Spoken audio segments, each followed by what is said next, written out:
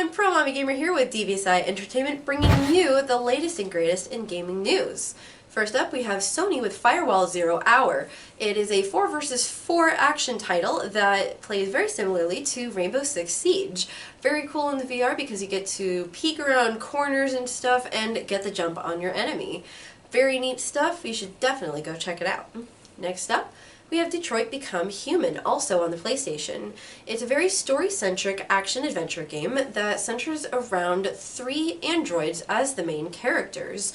Having different choices in the game do definitely make a difference, as some of these characters can even die, and the story will go on with or without them. Definitely check this title out. It's coming out later this year, 2018. Next up, we have Destiny, or rather the soundtrack for the first Destiny, called Music of the Spheres. Composed by Marty O'Donnell, Michael Salvatore, and Paul McCartney. With those names, you know it's going to be a success, but sadly it was shelved due to legal reasons. Luckily, someone on SoundCloud actually decided to upload the entire album. And even though O'Donnell couldn't officially give his blessing, he definitely said some kind words to the SoundCloud user, which is pretty cool in our book. Next up with Nintendo, we have the president saying that he expects the Nintendo Switch to sell at least another 20 million units just in this year alone. And personally, I don't think that's unfounded. With the popularity of the Switch, as well as the still continued high demand for it, not to mention all of the new software and games that they're continuing to develop, I don't think he's wrong. I think it'll still be a huge success.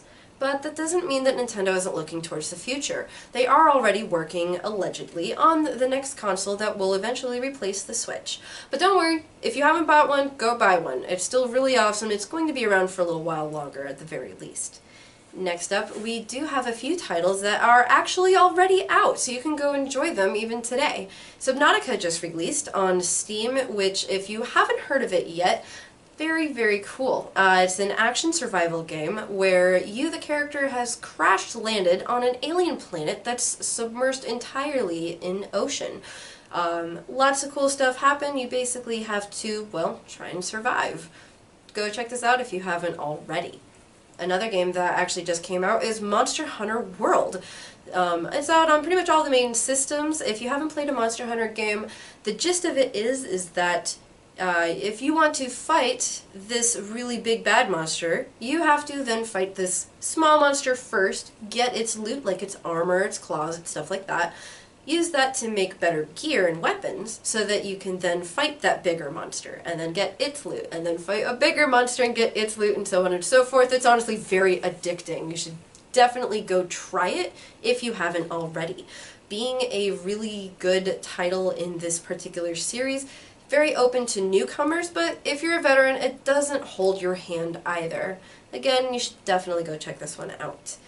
And I'm sorry, almost forgot this one last one.